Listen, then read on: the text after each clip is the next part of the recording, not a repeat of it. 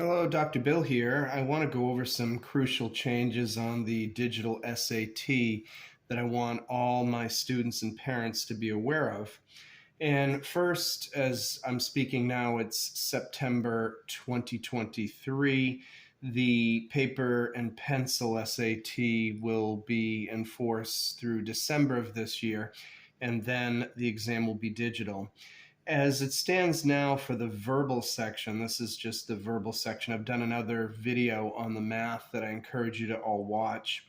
And on the verbal section, currently for the reading, there are 5 readings with 10 to 11 questions each that has a total of 52 questions in 65 minutes. And the grammar has 4 passages with 11 questions for 44 questions in 35 minutes. Really, on the reading as it stands now, you really shouldn't have to read more than 20% of the passage in order to answer all the questions correctly. And in the grammar, they always ask the same things. And I'm a firm believer that if you know what's on the grammar section, you should be fully capable of getting all 44 questions right. Unfortunately, things are going to change, and I don't think for the good, on the digital exam. Here, the reading will have just short entries. We're going to see this momentarily. And you really cannot build on your knowledge of the passage. So I think that's definitely disadvantageous. But here, let's take a look at what we're going to see. This is from Module 1. The way it works is the first module has a mix of easy, medium, and difficult questions. And then if the student does well, he or she will get a harder second module. Obviously, the final score will be determined by how well the student does on both modules. But if the first module is not that successful, the student will be sort of limited in how well he or she can do overall.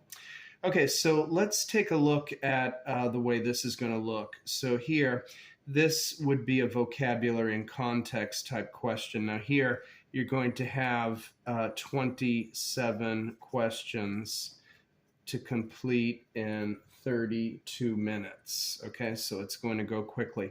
Now, this says which choice completes the text with the most logical and precise word or phrase. What we always want to do is cover the answers for vocabulary and context question.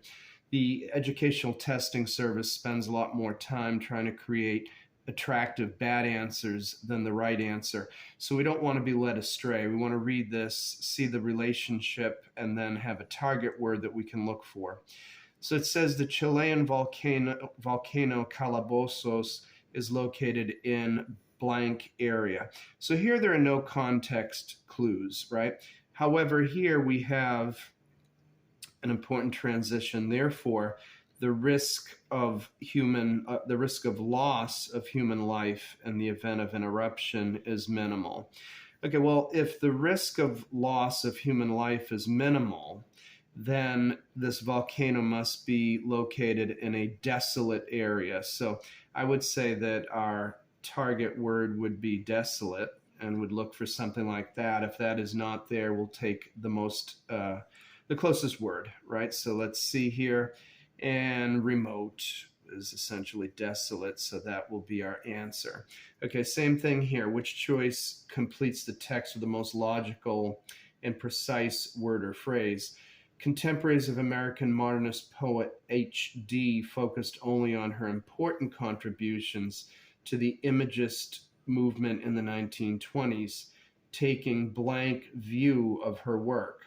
However, again, an important transition that shows contrast, she wrote a variety of forms and genres, etc., right?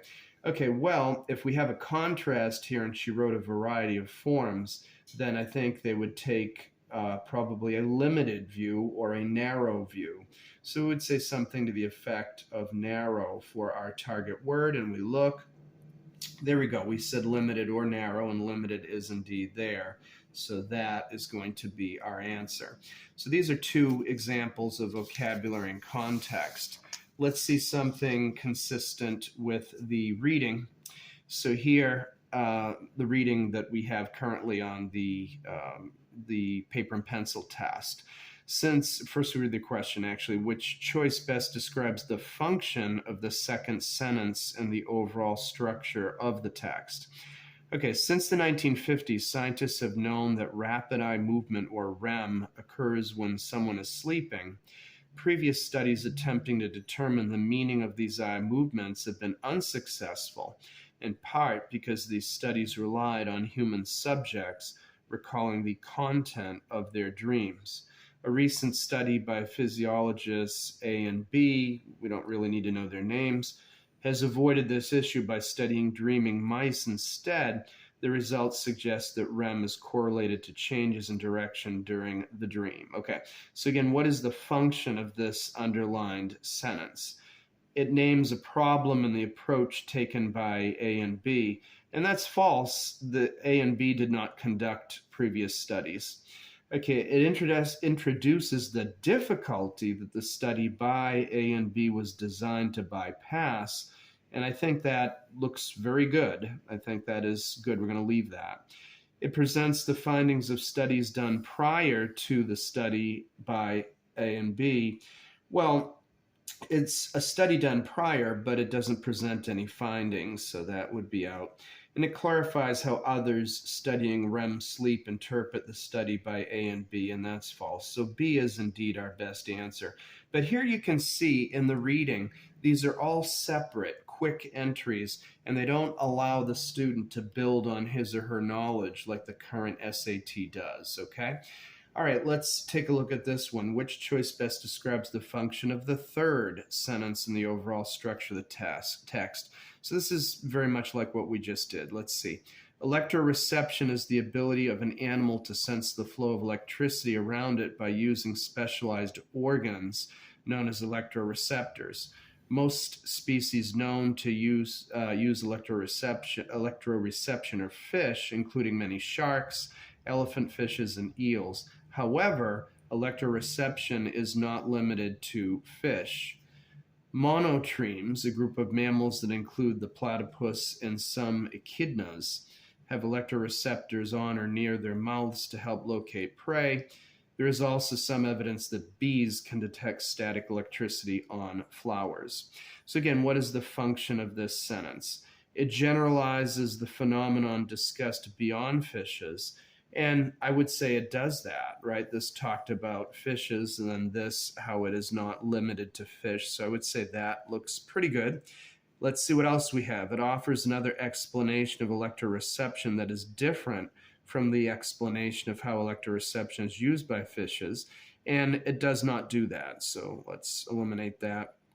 It provides more examples of animals with electroreception, and it does not do that. It merely says that it's not limited to fish. And it explains how electroreception evolved in monotremes and bees, and again, it doesn't do that. So our best answer is it generalizes the phenomenon discussed beyond fishes.